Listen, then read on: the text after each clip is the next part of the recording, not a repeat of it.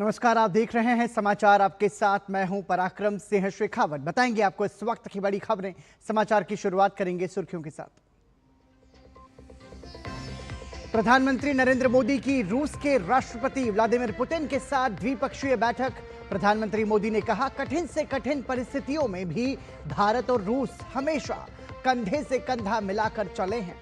वैश्विक शांति, स्थिरता और समृद्धि के लिए दोनों देशों के संबंध महत्वपूर्ण। एससीओ में पहलगाम हमले की कड़ी निंदा। साझा बयान में आतंकवाद के खिलाफ जताई प्रतिबद्धता। कहा, हमले के दोषियों, योजनाकारों और समर्थकों को मिले सजा। प्रधानमंत्री मोदी ने कहा, आतंकवाद पर डबल स्टैंडर्ड स्वीकार नहीं।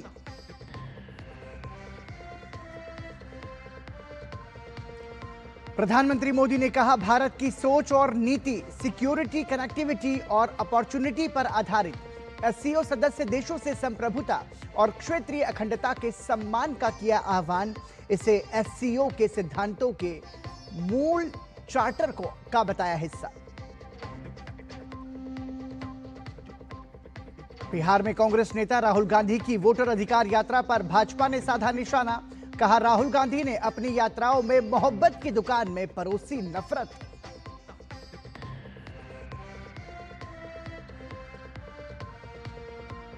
और भूकंप के झटकों से दहले अफगानिस्तान में 800 से अधिक लोगों की मौत, तकरीबन 3000 लोगों के घायल होने की खबर। प्रधानमंत्री नरेंद्र मोदी ने अफगानिस्तान में भूकंप पर जताया दुख, हर संभव मदद का दिया आश्वासन।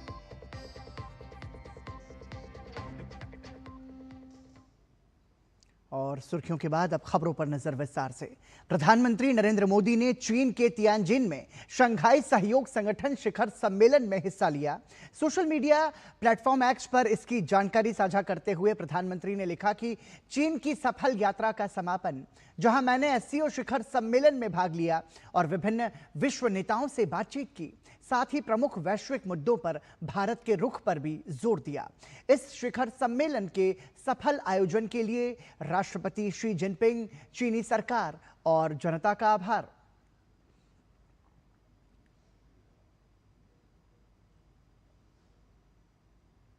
इससे पहले प्रधानमंत्री नरेंद्र मोदी ने चीन के तियानजिन में शंघाई सहयोग संगठन शिखर सम्मेलन में हिस्सा लिया। बैठक में प्रधानमंत्री ने पहलगाम घटना का जिक्र करते हुए आतंकवाद की कड़े शब्दों में निंदा की। प्रधानमंत्री ने वैश्विक संस्थानों में सुधारों के लिए एससीओ देशों को साथ आने की अपील की। साथ ही प्रधानमंत्री नरेंद्र मोदी ने रूस के राष्ट्रपति व्लादिमीर पुतिन के साथ द्विपक्षीय संबंधों पर वार्ता की। प्रधानमंत्री नरेंद्र मोदी ने चीन के तियानजिन में शंघाई सहयोग संगठन की बैठक में पहलगाम घटना का जिक्र करते हुए आतंकवाद को मानवता के लिए सबसे बड़ी चुनौती बताया। उन्होंने कहा कि इस पर किसी भी प्रकार का दोहरा मापदंड स्वीकार्य नहीं है और सभी देशों को एकजुट होकर इसके खिलाफ कड़ा रुख अपनाना चाहिए। उन्होंने जोर दिया कि आतंकवाद के हर रूप और रंग का बिना किसी भेदभाव के विरोध करना ही मानवता के प्रति सबका कर्तव्य है। भारत पिछले 4 दशकों से निर्मम आतंकवाद का दंश झेल रहा है। कितनी ही माताओं ने अपने बच्चे खोए और कितने बच्चे अनाथ हो गए। हाल ही में हमने पहलगाम में टेररिज्म का बहुत ही घिनौना रूप देखा। इस दुख की घड़ी में जो मित्र देश हमारे साथ खड़े रहे, मैं उनका आभार व्यक्त करता हूं। यह हमला केवल भारत की अंतरात्मा पर ही आघात नहीं था, यह मानवता में विश्वास रखने वाले हर देश, हर व्यक्ति को खुली चुनौती थी। ऐसे में प्रश्न उठना स्वाभाविक है, क्या कुछ देशों द्वारा आतंकवाद का खुलेआम समर्थन हमें स्वीकार्य हो सकता है? एक्सेलेंसी, हमें स्पष्ट रूप से और एक स्वर में कहना होगा कि आतंकवाद पर कोई भी डबल स्टैंडर्ड स्वीकार्य नहीं होंगे। हमें मिलकर आतंकवाद का हर रंग में, हर रूप में विरोध करना, ये मानवता के प्रति हमारा दायित्व है।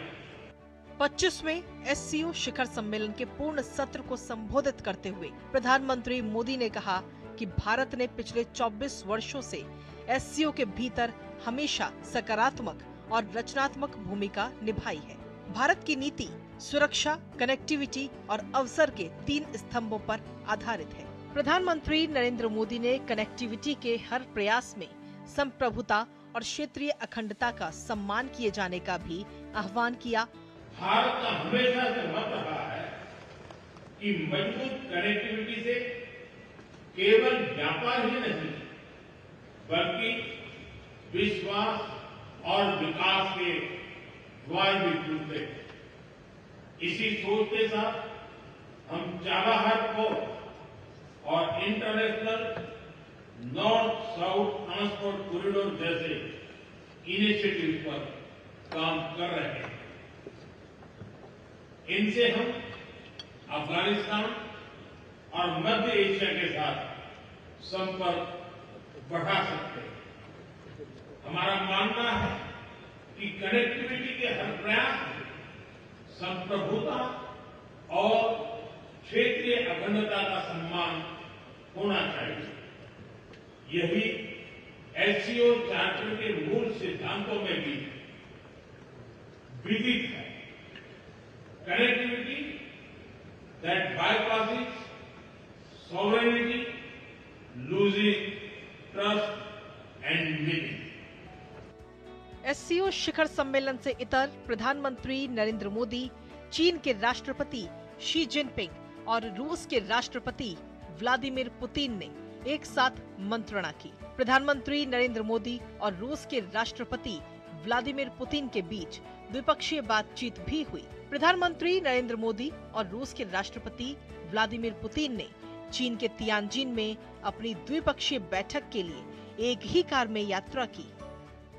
यूक्रेन में चल रहे संघर्ष के विषय में हम लगातार चर्चा करते रहे हैं। हाल में किए गए शांति के सभी प्रयासों का हम स्वागत करते हैं। हम आशा करते हैं कि सभी पक्ष कंस्ट्रक्टिवली आगे बढ़ेंगे। संघर्ष को जल्द से जल्द खत्म करने और स्थायी शांति स्थापित करने का रास्ता खोजना होगा। ये पूरी मानवता की पुकार है। आदरणीय प्रधानमंत्री जी, प्रिय दोस्त, रूस और भारत के बीच बहुत विश्वसनीय रिश्ते बने हुए हैं।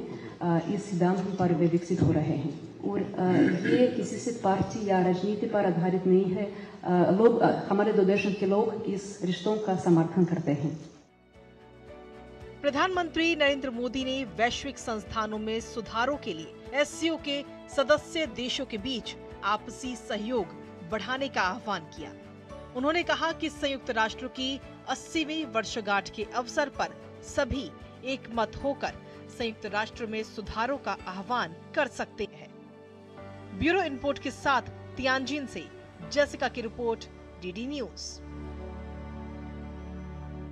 शंघाई सहयोग सम्मेलन के दौरान प्रधानमंत्री नरेंद्र मोदी और राष्ट्रपति पुतिन की मुलाकात की तस्वीरें चीन के सर्च इंजन और सोशल मीडिया पर तेजी से वायरल हो रही हैं। सम्मेलन से इतर प्रधानमंत्री नरेंद्र मोदी ने रूस के राष्ट्रपति व्लादिमीर पुतिन से मुलाकात की और दोनों नेता एक ही कार में साथ चलकर बैठक स्थल तक पहुंचे, जिसकी तस्वीरें चीन में इंटरनेट सर्च इंजन और सोशल मीडिया पर सबसे ऊपर ट्रेंड कर रही हैं।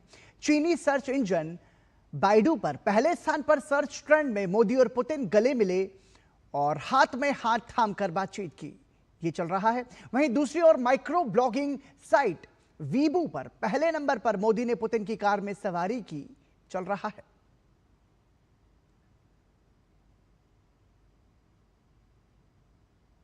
और इसी के साथ यहां रुक रहे हैं एक छोटे से ब्रेक के लिए। आप बने रहिए हमारे साथ।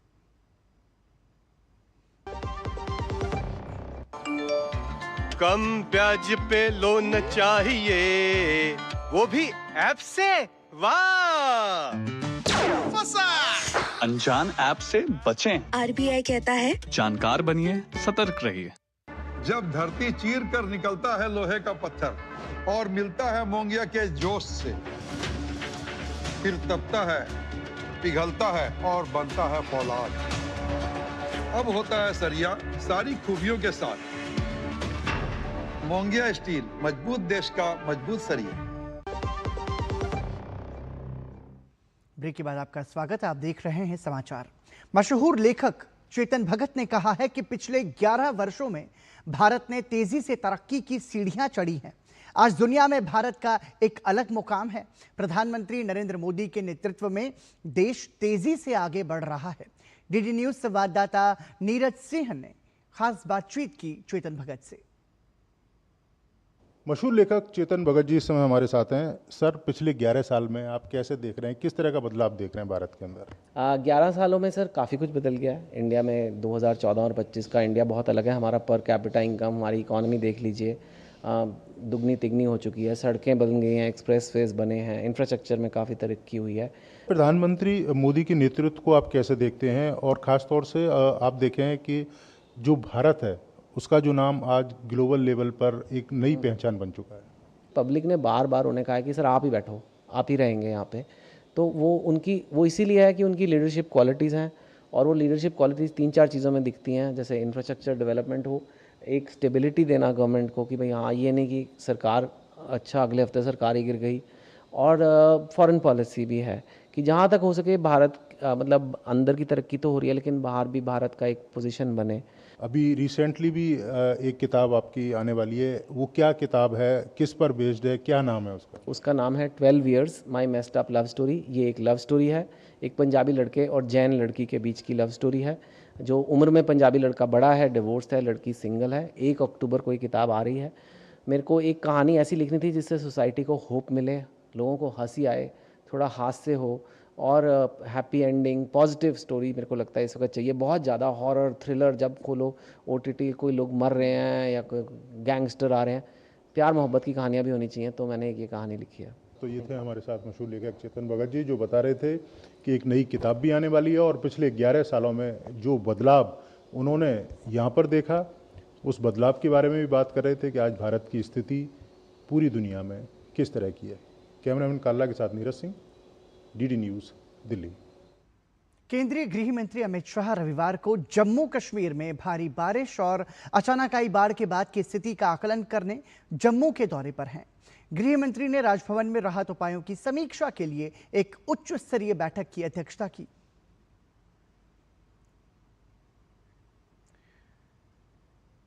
केंद्रीय गृह मंत्री अमित शाह ने आज अपने जम्मू दौरे के दौरान मंगचुक गांव के बाढ़ प्रभावित लोगों से मुलाकात की।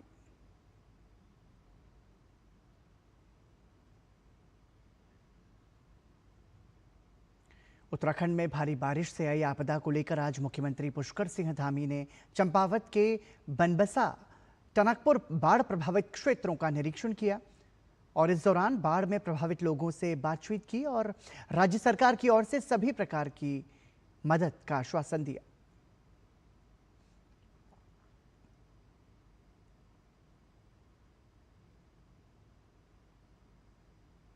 वहीं मौसम विभाग के अलर्ट को देखते हुए चमोली जिला प्रशासन ने 4 धाम यात्रा पर आगामी 2 दिनों के लिए रोक लगा दी है। जिला प्रशासन ने बताया कि आज और कल मौसम विभाग के रेड और ऑरेंज अलर्ट को देखते हुए बद्रीनाथ, हेमकुंड साहिब, रुद्रनाथ सहित यात्रा पर रोक लगा दी गई है। वहीं रुद्रप्रयाग में हो रही लगातार बारिश और मौसम विभाग द्वारा अगले 3 दिनों तक भारी वर्षा की चेतावनी को देखते हुए प्रशासन ने केदारनाथ यात्रा को 1 सितंबर से 3 सितंबर तक अस्थायी रूप से स्थगित करने का निर्णय लिया है। प्रशासन ने यह स्पष्ट किया है कि यह निर्णय पूरी तरह से यात्रियों की सुरक्षा के दृष्टिकोण से लिया गया है। जिलाधिकारी ने यात्रियों से अपील की है कि वो फिलहाल अपनी यात्रा को स्थगित करें और अपने घरों में सुरक्षित रहें। जो यात्री पहले से यात्रा पर हैं, उन्हें सुरक्षित स्थानों पर रुकने और प्रशासन द्वारा जारी दिशा निर्देशों का पालन करने का अनुरोध किया गया है।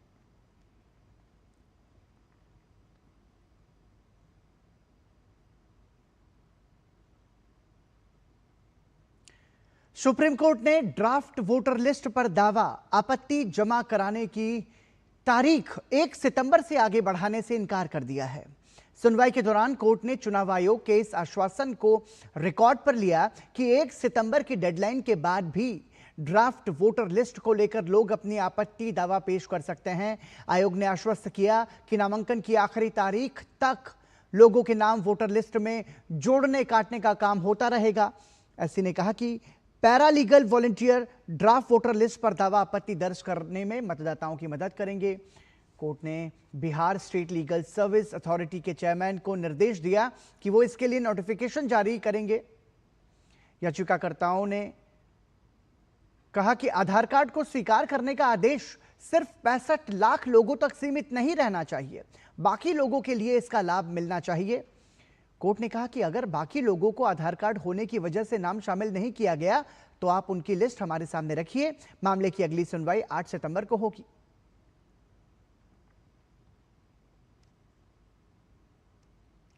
झारखंड हाईकोर्ट ने राज्य में हाई स्कूल शिक्षकों की नियुक्ति की मेरिट लिस्ट पर उठे विवाद में सोमवार को बड़ा आदेश दिया। अदालत ने इस मामले की जांच के लिए सेवानिवृत्त जस्टिस डॉक्टर एस.एन. पाठक की अध्यक्षता में one man fact finding commission गठित करने का निर्देश दिया। कमीशन को 3 माह के भीतर पूरी जांच कर रिपोर्ट सौंपनी होगी। मेरिट लिस्ट को चुनौती देने वाली याचिका पर सुनवाई करते हुए जस्टिस दीपक रोशन की एकल पीठ ने लगभग 75 पन्नों के अपने फैसले में विस्तृत दिशा निर्देश दिए। अदालत ने कहा कि झारखंड कर्मचारी चयन आयोग की ओर से कितने अभ्यर्थियों की नियुक्ति हुई, कितने पद सरेंडर किए गए और ऐसा क्यों किया गया, इन सभी बिंदुओं पर जांच जरूरी है और इसके लिए फैक्ट फाइंडिंग कमीशन का गठन किया जा रहा है। अदालत ने झारखंड लोक सेवा आयोग और झारखंड कर्मचारी चयन आयोग को फैक्ट फाइंडिंग काउंटर स्थापित करने का भी आदेश दिया है ताकि अभ्यर्थियों को भर्ती से संबंधित जानकारी आसानी से मिल सके और उन्हें बार बार अदालत का सहारा न लेना पड़े। सुनवाई के दौरान याचिकाकर्ताओं ने आरोप लगाया कि वर्ष 2016 की हाई स्कूल शिक्षक नियुक्ति की मेरिट लिस्ट में गंभीर त्रुटियां थी। उनका कहना था कि कई ऐसे अभ्यर्थियों को चयनित कर लिया गया जिनके अंक कम थे, जबकि अधिक अंक प्राप्त करने वालों को बाहर कर दिया गया।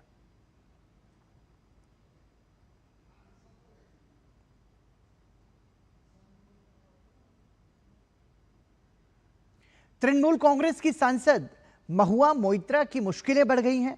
केंद्रीय गृह मंत्री अमित शाह को लेकर एक विवादित टिप्पणी करने के मामले में छत्तीसगढ़ की राजधानी रायपुर में उनके खिलाफ एफआईआर दर्ज की गई है। एक स्थानीय नागरिक की शिकायत पर यह मामला दर्ज किया गया है, जिसमें बयान को नफरत फैलाने वाला बताया गया। छत्तीसगढ़ के मुख्यमंत्री विष्णुदेव साय ने भी इस बयान को गंभीर आपराधिक कृत्य करार दिया था। भारतीय जनता पार्टी के कर्नाटक के श्री क्षेत्र धर्मस्थल में कथित सामूहिक दफन मामले की जांच को विशेष जांच दल से हटाकर राष्ट्रीय जांच एजेंसी को सौंपने की मांग भाजपा ने की है। इस मांग को लेकर भाजपा ने एक बड़े पैमाने पर धर्मस्थल चलो रैली निकाली। भाजपा का कहना है कि श्री क्षेत्र धर्मस्थल के खिलाफ अप्रचार, षड्यंत्र और झूठी अफवाहें फैलाकर हिंदू धर्म की भावनाओं को ठेस पहुंचाई जा रही हैं।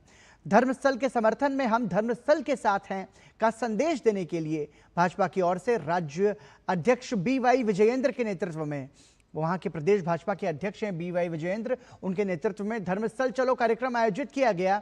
इस अवसर पर महाद्वार से सभी नेताओं ने विशाल जुलूस भी निकाला। भाजपा राज्य अध्यक्ष और विधायक BY विजयेंद्र, विपक्ष के नेता आर अशोक के साथ कई बड़े नेता श्री क्षेत्र धर्मस्थल के धर्माधिकारी डॉक्टर D वीरेंद्र हेगड़े से मिले और उनका आशीर्वाद प्राप्त किया। हिंदू धर्म जागृति सम्मेलन में 1 लाख से अधिक लोगों के शामिल होने की उम्मीद है।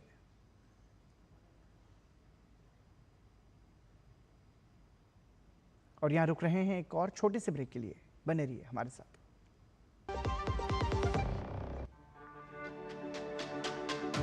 मेरी पसंद, मेरी पसंद, मेरी पसंद, मेरी पसंद, हमारी पसंद, हम सबकी पसंद। मजबूत देश का मजबूत सरिया हो गया स्टील। एक बार फिर आपका स्वागत। आप देख रहे हैं समाचार। भारतीय राष्ट्रीय भुगतान निगम ने यूपीआई को लेकर आंकड़ा जारी किया है। जारी आंकड़ों के अनुसार यूपीआई ने अगस्त में अपने इतिहास में पहली बार 20 अरब लेन देन को पार कर लिया। अगस्त में यूपीआई ट्रांजैक्शन की संख्या 20.01 अरब के आंकड़े तक पहुंच गई, जो बीते महीने जुलाई के आंकड़े 19.47 अरब की तुलना में 2.8% की वृद्धि है। वार्षिक आधार पर यह 34% की वृद्धि है। यूपीआई ने अगस्त के दौरान 24.85 लाख करोड़ रुपए के लेन देन दर्ज किए, जो पिछले वर्ष की तुलना में 24% अधिक है। इसके अलावा एनपीसीआई के आंकड़ों के अनुसार औसत दैनिक लेन देन संख्या बढ़कर 64.5 करोड़ हो गई, जो कि जुलाई में 62.8 करोड़ दर्ज की गई थी। अगस्त में औसत दैनिक लेन देन मूल्य 80,177 करोड़ रुपए रहा। यूपीआई ने इससे पहले 22 अगस्त को एक ही दिन में 70 करोड़ से ज्यादा लेन देन का रिकॉर्ड बनाया था।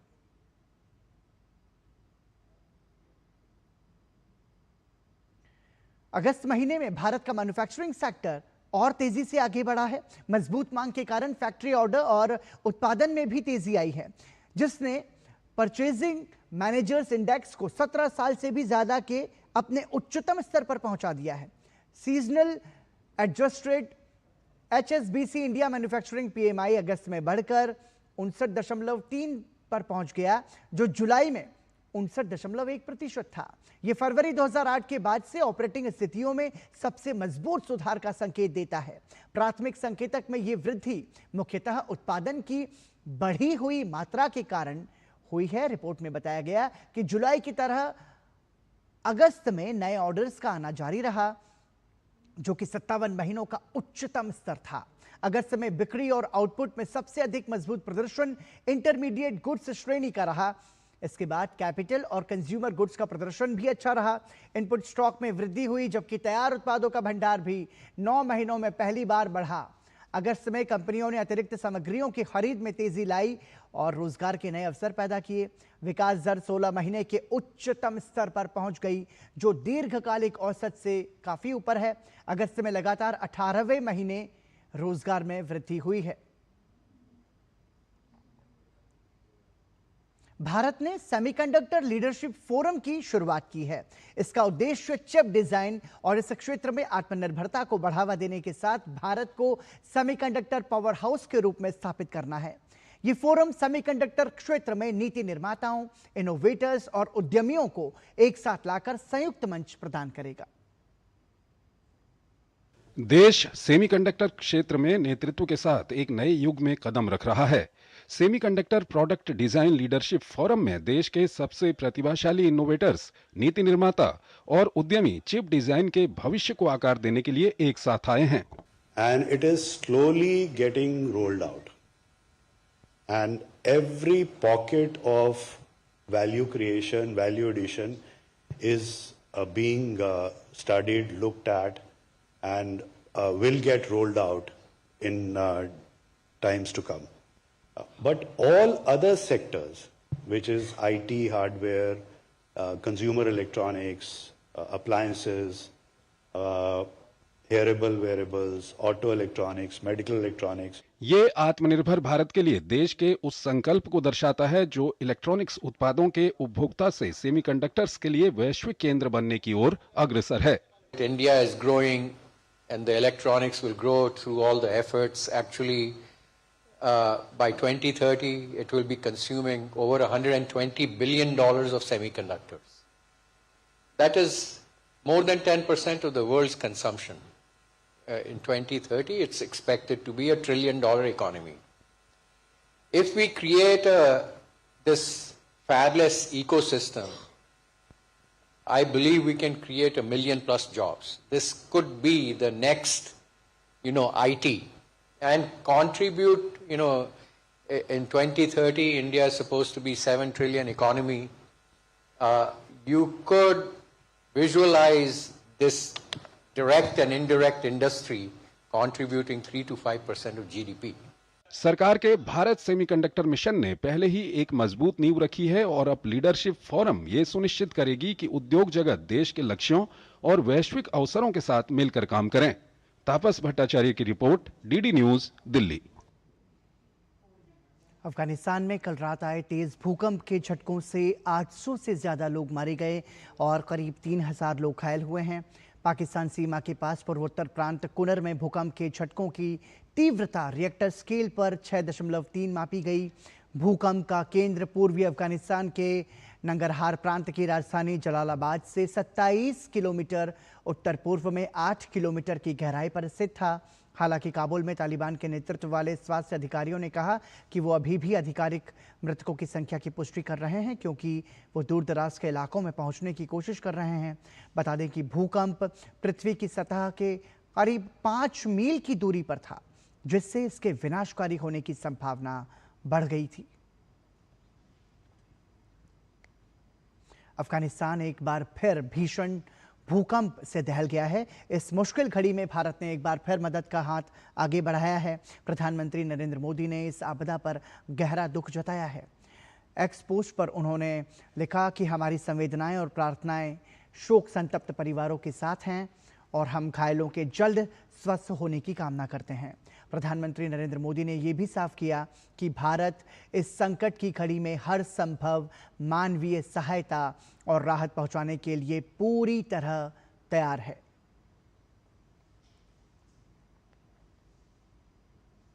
आईसीसी ने महिला क्रिकेट के इतिहास में नया मील का पत्थर स्थापित करते हुए आईसीसी महिला क्रिकेट विश्व कप 2025 के लिए पुरस्कार राशि में 4 गुना बढ़ोतरी की घोषणा की है। भारत और श्रीलंका में 30 सितंबर से 2 नवंबर तक होने वाले इस टूर्नामेंट के विजेता को रिकॉर्ड $4.48 मिलियन यानी लगभग 40 करोड़ रुपए मिलेंगे।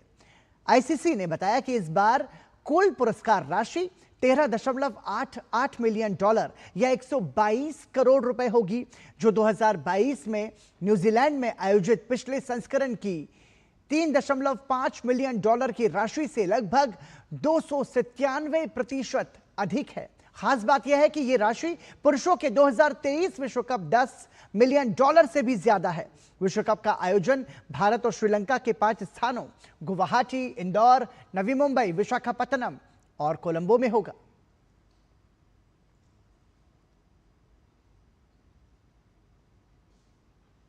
और इसी के साथ ही समाचार में अभी के लिए इतना ही, लेकिन डीडी न्यूज पर खबरों का सफर लगातार जारी है। दीजिए अनुमति।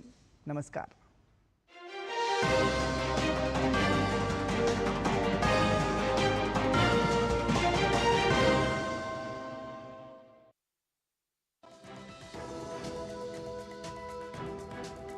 क्या बोले बिहार के इस एपिसोड में अब हमारा काफिला आ गया है हाजीपुर में।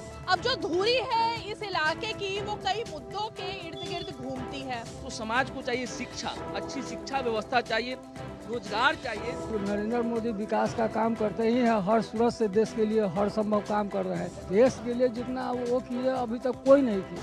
वोट चोरी ये मुद्दा है क्या? एकदम मुद्दा नहीं है। एक आदमी का 4 जगह वोट दे रहा है, क्या जायज है क्या? ये सही कदम किया है सरकार ने चुनाव आयोग में, क्यों विरोध हो रहा है इसका?